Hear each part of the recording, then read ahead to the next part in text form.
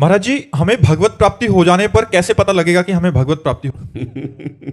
जब अपने को भगवदानंद की अनुभूति हो जाती है तो अपने आप अपने को पता चल जाता है अब कुछ नहीं चाहिए, मिल गया जो प्राप्त होना था।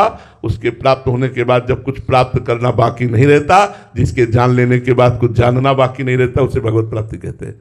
और वो स्वयं को होती है।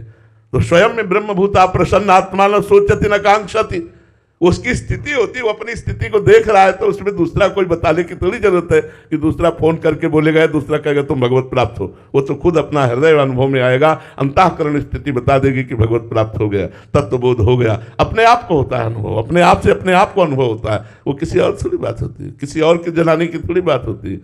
हाँ, उसके कुछ लक्षण हैं। मोह रहित, मान रहित, संग दोष विजयी, समस्त कामना त्यागी, निरंतर आत्मस्वरूप में रमण करने वाला, द्वंद्वों पर विजयी, सुख दुख में समान भाव रखने वाला। ये लक्षण है। उनमें जब लक्षण हो जाएंगे तो जान लेना कि हमारी भगवत प्राप्ति हो गई। मोह रहित, मान रहित, संग दोष का कोई भी प्रभाव न पड़ना, किसी भी संग का, निरंतर अध्यात्म में स्थित रहना, समस्त कामनाओं का त्याग हो जाना, सुख दुख में समान भाव रखना, तो अपने आप को भगवत प्राप्त हो गया। सत्य मित्र समझानी, मानी मान अपमान सम, दुख सुख लाभ नहान, यह जो कृपा हरिवंश की। सलोनी जी जम्मू से। राधे राधे महाराज जी। महाराज जी, परमार्थ में चलने वाले साधक के लिए मन की स्थिरता या व्याकुलता में से कौन सी स्थिति अधिक सहायक होती है? व्याकुलता तो परिणाम है, व्याकुलता कोई साधन है क्या? साधन का परिणाम है व्याकुलता। प्रश्न होना चाहिए कि निरंतर नाम चलना या मन का लगना।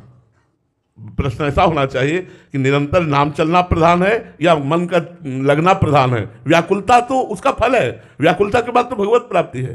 जो व्याकुल हो गया प्रभु के लिए, क्षण क्षण विरह, क्षण क्षण लालसा, क्षण क्षण व्याकुलता, वो तो भगवत प्राप्ति के नजदीक पहुंच चुका है। प्रधानता जिह्वा से निरंतर नाम जप की होनी चाहिए, मन लगे ना लगे। निरंतर यद जिह्वागे वर्तते नाम तुभ्यम, नाम जी जप जागे जोगी। नाम जी में निरंतर चल रहा है, इससे व्याकुलता आ गई तो फिर क्या कहना है, आप बिल्कुल नजदीक हैं। व्याकुलता विरह भगवत प्राप्ति के बिल्कुल नजदीक है। जिस समय व्याकुलता बढ़ जाएगी उसी समय भगवत साक्षात्कार हो जाएगा। रुदु सुस्तुरम राजन कृष्ण दर्शन लालसा, भगवान के दर्शन की लालसा से जब रुदन शुरू होता है तो भगवान की प्राप्ति हो जाती है। कबीरा हंसना छोड़ दे, रोने से कर प्रीति, बिन रोए किन पाइया प्रेम प्यारा मीत। और चिल्ला चिल्ला कर भगवान के लिए रुदन प्रारंभ हो गया। अब क्या है, भगवान तो मिल ही जाएंगे। व्याकुलता आ गई तो साधना का फल आ गया। निरंतर नाम जप करो, मन लगे या ना लगे, श्रद्धा बने या ना बने, सुख मिले ना मिले। इस मार्ग में हमें एक महात्मा के 2 वचन बहुत अच्छे लगे। उन्होंने अपने शिष्य से कहा कि हमारी 2 आज्ञाएं जीवन भर धारण करना। पहली बात, इस मार्ग को कभी छोड़ना नहीं, मेरी आज्ञा। दूसरी बात, कुछ ना अनुभव हो तो इस मार्ग को ना छोड़ना। ये 2 बातें थी। पहली बात, इस मार्ग को न छोड़ना, भजन मार्ग को, पहली आज्ञा। दूसरी बात, जीवन भर कुछ ना अनुभव हो तो भी इस मार्ग को मत छोड़ना, तुम्हारा मंगल हो जाएगा। हो सकता है जीवन में हमारे ऐसे अनंत जन्मों के पाप हो कि भजन करते हुए भी कुछ अनुभव नहीं हो रहा, लेकिन परिणाम में हमारा मंगल हो जाएगा। तो हमें इस मार्ग में चलते रहना है, इस मार्ग को छोड़ना नहीं है, तभी हमें भगवत प्राप्ति हो जाएगी। राधा पांडे जी। राधे राधे महाराज जी। महाराज जी, अव्यभिचारिणी भक्ति क्या है एवं इसके लक्षण क्या है? भगवान में अनन्य भाव से युक्त हो जाना। व्यभिचार दोष कहते हैं अन्य भावों का, अन्य भावों का समावेश होना व्यभिचार दोष कहा जाता है। अनन्य भाव, जैसे मीरा जी कहते, मेरे तो गिरधर गोपाल दूसरो न कोई, जाके सिर मोर मुकुट मेरो पति सोई। मेरे तो गिरधर गोपाल। जैसे हरिवंश महाप्रभु कहते हैं, रसना कटो जो अन रटो, निरख अन फुटो नयन, श्रवण फुटो जो अन सुनो, श्री राधा जसुबैन। मेरे नेत्र फूट जाएं जो लाडली के सिवा और कुछ देखूं, मेरे कान फूट जाए जो राधा महिमा के सिवा कुछ और सुनूं, मेरी जबान कट जाए जो प्यारी जी के सिवा और कुछ वर्णन करूं। अनन्यता अव्यभिचारिणी भक्ति का स्वरूप होता है। अपने इष्ट के ही नाम रूप लीला गुणधाम में मगन रहना। प्रभु के नाम रूप लीला गुणधाम जो हमें गुरुदेव ने दिया है, उसी में अनन्य भाव से लगे रहना। अन्य अन्य वो फिर व्यभिचार के अंतर्गत आता है। हम उपासना किसी और की कर रहे हैं, मांग किसी और से रख रहे हैं, चाह किसी और से पूर्ति कर रहे हैं, भरोसा किसी और का है, बल किसी और का नहीं। एक भरोसो, एक बल, एक आस विश्वास, एक राम घनश्याम हित चातक तुलसीदास। एक चातक का उदाहरण दिया गया है, अनन्य अव्यभिचारी भक्ति। अनन्य अव्यभिचारी भक्ति जैसे वो स्वाति के बूंद को ही अपनी चोंच में लेकर जीवन धारण करता है। वो एक दिन उड़ के जा रहा था तो अन्य पक्षियों ने कहा आ जाओ, बड़ी सुंदर छाया, इस वृक्ष पे बैठ जाओ। बोले नहीं, ये केवल आकाश के वर्षा के जल से नहीं सींचा गया, ये नीचे की भी जल से सींचा गया, इसलिए इस पे नहीं बैठूंगा।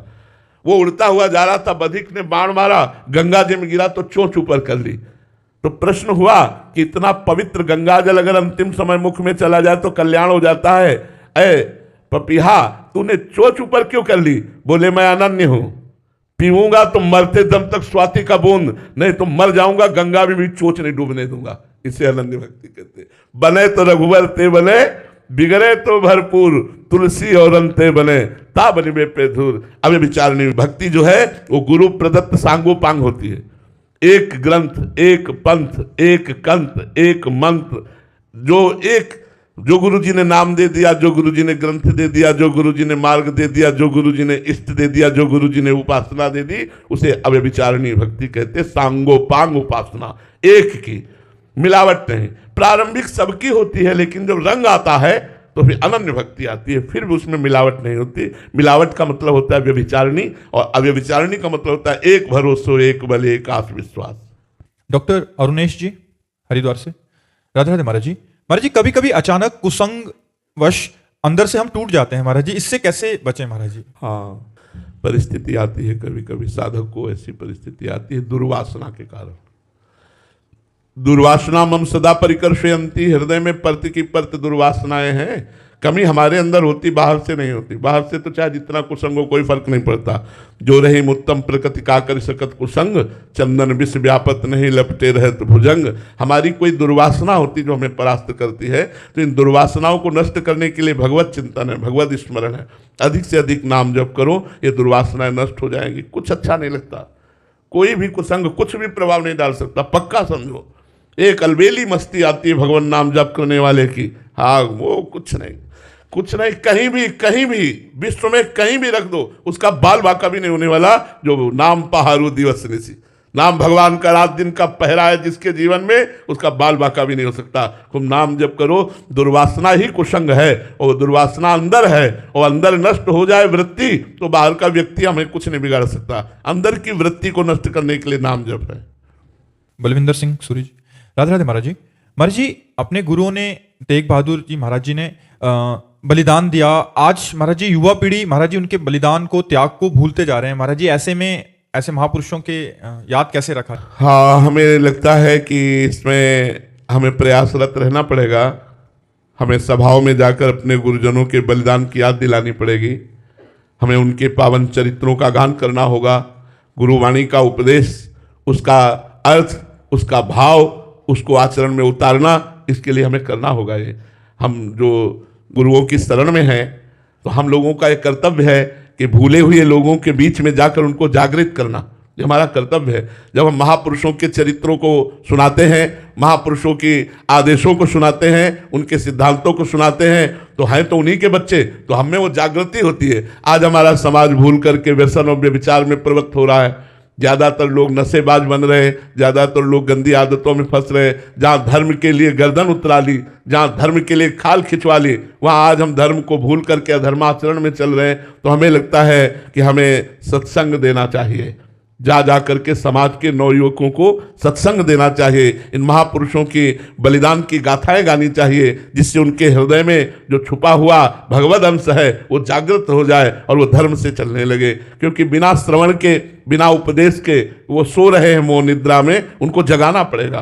वो जब जगेंगे तभी वो सही मार्ग का अनुसरण करेंगे। मानवर्धन सिंह जी काशी से, राधे राधे महाराज जी। महाराज जी आपकी कृपा से श्वास की ठसक से मानसिक जप करते वक्त सूक्ष्म प्राणवायु में तो नाम एकदम छाया रहता है, लेकिन बीच बीच में कुछ दिनों पर किसी दिन प्राणवायु स्थूल हो जाने पर भजन में अवरुद्ध सा लगता है महाराज जी। ये किन कारणों से प्राणवायु बीच बीच में सूक्ष्म से स्थूल हो जाती है? हाँ, चूंकि अभी प्राणवायु सम नहीं हुई ना, तो विषम, जैसे भोजन का क्रम बिगड़ा तो विषम भी हो जाएगी। थोड़ा आहार ज्यादा हुआ तो विषम हो जाएगी, थोड़ा रजोगुणात्मक तमोगुणात्मक भोजन हुआ तो विषम हो जाएगी। समवायु अभी नहीं हुई ना। अगर सुषुम्ना मार्ग संचारी समवायु होगी तो निरंतर सुषुम्ना मार्ग में ही चलेगी, और सुषुम्ना मार्ग में जब चलेगी तो स्वाभाविक भजन में प्रवृत्ति बनी रहेगी। लेकिन धन्यवाद आपको कि आप बहुत अच्छी तरह से इसे सोच समझ कर जप कर रहे हैं, क्योंकि ये अनुभव जप करने वाले का ही है। और जब स्थूल प्राणवायु हो और ना चल रहा हो तो फिर जिह्वा से नाम जपने लगना चाहिए, मानसिक छोड़ देना चाहिए, तुरंत छोड़ देना चाहिए, समय व्यर्थ नहीं करना चाहिए। अगर उस समय नहीं छोड़े तो संकल्प विकल्प में फंसा देगा। जैसे तूणीर में कई बाण रखे जाते हैं, अगर एक बाण निष्फल हुआ तो दूसरा तुरंत चढ़ा दिया जाता है। ऐसे ही मन को भगवत प्राप्ति के लिए कई हम प्रोग्राम रखते हैं, अपनी जेब में रखते हैं। अब जैसे मन है मानसिक भजन में नहीं लग रहा, बिल्कुल मत लगाओ उसको, परेशान मत होने दो, उसको परेशान मत करो। नाम कीर्तन में लगाओ, पद कीर्तन में लगाओ, नाम जप में लगा दिया, ताली बजाकर पद गायन कर रहे हैं, अब हमारा मन शांत हो रहा है, मंत्र में लगा दिया। अब हमारा मन ना नाम में लग रहा है ना मंत्र में लग रहा है, तो हम किसी संत की वाणी सुनने लगे। मोबाइल है ना, सर्च किया, संत की वाणी सुनने लगे। अब उससे भी मन नहीं लग रहा तो हम सो गए लेकिन गलत काम नहीं किया, सो गए लेकिन प्रपंच नहीं किया। तो जब फिर जगेंगे तो गुण परिवर्तन हो जाने पर हमारा भजन चल पड़ेगा। कबहू तो थोरो भजन कबहू होत विशाल, मन को धीरज छुटे नहीं गहे न दूजी चाल। कभी थोड़ा भजन होता है, कभी अधिक होता है, मन का धैर्य नहीं छोड़ना चाहिए, गहे न दूजी चाल। दूसरा आचरण गंदे न कर बैठे, नहीं तो संस्कार बिगड़ जाएंगे। बहुत सुंदर, बहुत सुंदर। मानसिक जप के लिए बहुत सुंदर अभ्यास हो रहा है, बड़ी कृपा भगवान की आपके ऊपर है। राधे राधे महाराज जी। महाराज जी, मैंने 2 स्त्रियों का, 2 वैश्यों का संग किया, माता पिता शराब के नशे में इनका अपमान किया, बच्चों का, पत्नी का। महाराज जी, अब मैं जीवन में सुधरना चाहता हूँ महाराज जी। जो हो गया सत्संग के प्रभाव से, अभी मेरे को लगा कि मेरे को गलत। देखो, हमारे भगवान का वचन है, जो नर होए चराचर द्रोही, आवे सभय सरन तक मोही। तद छल कपट मोह मद माना, करो सत्य ते साधु समाना। चाहे पूरे चराचर का द्रोह हो, गलतियां हो जाती हैं, मनुष्य शरीर है, हम सबसे गलतियां हो जाती हैं। हम सुधार करें, जैसे आप कह रहे हैं मैं सुधार करना चाहता हूं, तो धन्यवाद। आप नाम जप कीजिए, शास्त्रों का स्वाध्याय कीजिए, सत्संग सुनिए, पवित्र भोजन पाइए, माता पिता के चरण छुइए, उनके अनुशासन में रहिए, और अब गलत काम मत करना। अब लो नसानी अब ना नसइयो, तो भगवान कृपा करके अहम त्वाम सर्व पापेभ्यो मोक्षयिष्यामि मा शुचा। भगवान कह रहे हैं अहम त्वाम सर्व पापेभ्यो मोक्षयिष्यामि मा शुचा, मैं तुम्हें समस्त पापों से मुक्त करके पवित्र कर दूंगा। गलती हो जाना स्वाभाविक है, क्योंकि माया बहुत प्रचंड है, लेकिन उसी गलती में पड़े रहना ये ठीक नहीं है। गलती का सुधार करके हम भगवत मार्ग में आगे बढ़ें, हम अपने जीवन को सार्थक करें। अब तक जो किया वो किया, आगे मत करना। वृंदावन में बैठे हो, नियम पक्का लेना, राधा राधा जपना, माता पिता की सेवा करना, मातृ देवो भव पितृ देवो भव, और गंदे आचरण मत करना। प्रवीण सिंह जी, इंदौर से। राधे राधे महाराज जी। महाराज जी, जैसे जैसे मेरी शिक्षा और बौद्धिक क्षमता बढ़ रही है, मेरे अंदर अनजाने में श्रेष्ठता का अहंकार सा आ रहा है महाराज जी। इस पढ़े लिखे होने का अहंकार को भक्ति या विनम्रता में कैसे बदले महाराज जी? हाँ, कोई बात नहीं है, जीव का स्वाभाविक धर्म होता है अहम में स्थिति में रहना। एक शब्द केवल सीख लो, सब ठीक हो जाएगा। कृष्णार्पणमस्तु। जो आपको ज्ञान मिला है वो भगवान के द्वारा मिला है, भगवान को अर्पित कर दो। जो पढ़ाई पढ़ो भगवान को अर्पित कर दो, जो कर्म करो भगवान को। तो कृष्णार्पणमस्तु से तुम्हारा भाव पवित्र हो जाएगा। जो देहाभिमान अभिमान है ना, पवित्र, अगर पवित्र भाव न होता तो तुम पकड़ ही न पाते कि तुम्हारे अंदर अहंकार है। बड़ा पवित्र भाव है, बड़ी भगवान की कृपा है। तो जो पढ़ाई पढ़ो, जो आपको अच्छाई समझ में आवे, वो भगवान की कृपा से आई है, और कृष्णार्पणमस्तु कर दो, और धीरे धीरे भगवान की कृपा से अहम भाव पवित्र हो जाएगा। ये दूषित भाव नहीं रहेगा। नाम जप करते रहो, ठीक है। मोहित जी, राधे राधे महाराज जी। महाराज जी, जब हम भक्ति मार्ग में चलते हैं तो कंचन, कीर्ति, कामनी, ये तीनों हमारी तरफ इतनी तीव्र गति से क्यों आने लगती हैं, जिसमें विशेष रूप से पहले कीर्ति और कामनी हमें परास्त कर देती है? महाराज जी, इसको परास्त करने के लिए नाम जप भी हम करते हैं, बट उसमें क्या सावधानी रखें कि हम इनको परास्त कर दें? बोले भगवान मैं आपसे प्यार करता हूं। बोले रुको, चलो। मुस्कुरा के गए, गुरु जी प्रणाम। अब भगवान भूल गए, वो याद आ गई तो भगवान बोले माया, रुपया, वाहवाही, यही सब दे देते हैं। अगर इनमें फंस गए तो झूठा कहीं का। प्यार कभी बिकता नहीं, प्यार कभी बिकता नहीं, और प्यार कभी झुकता नहीं। ध्यान रखना, किसी भी विषय के आगे कभी झुकता नहीं है। अगर प्यार झुक गया, बिक गया, तो प्यार नहीं, वो ड्रामा था, नाटक था। ऐसे ही भगवान के लिए है कि अगर हमारा प्यार है तो हम किसी विषय में झुक न जाएं, किसी विषय में बिक न जाएं। इतनी परीक्षा तो होगी यार, कैसी बात करते हो? आप हमारे पास आना चाहते हो तो इसका मतलब है आप हमको खरीदना चाहते हो। प्रेम में बिक जाना होता है।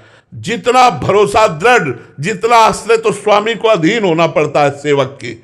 सेवक की सेवा स्वामी को अधीन करवा लेती है। तो मेरे भगवान से जब कोई कहता है ना कि मैं प्यार करता हूं, तो कहते रुको हम डाल के सिक्का देखते हैं, तो हमें प्यार करते हो या हमारी माया से प्यार। इसलिए कंचन, कामिनी, कीर्ति, ये तीन का प्रभाव बड़े जोर का है। और जो अगर लग गया तो खेलो, खिलौने खिलौने हैं, खेलो, भगवान से बाद में मिल लेना फिर कभी जब अवसर लगे। अब इस जन्म में तो अवसर लगना कठिन है, क्योंकि कंचन, कामिनी, कीर्ति के खेलों में मगन हो गए। तो ये जरूरी है।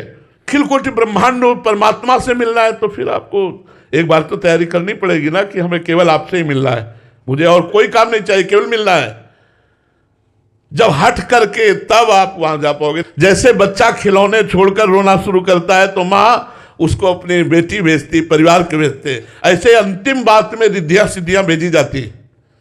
अंतर्ध्यान हो जाना, बहुत रूप हो जाना, सबके मन की बात जान लेना, पहाड़ में भी प्रवेश कर जाना, एक ही समय में कई जगह उपस्थित रहना। ले ये चमत्कार, अगर इनको ले लिया तो भी गए। अंतिम समय रिद्धियां सिद्धियां भेजी, जब इनसे भी हट गया मन, इनको भी स्वीकार नहीं किया, तब भगवान आकर मिल जाते, तब गले लगा लेते।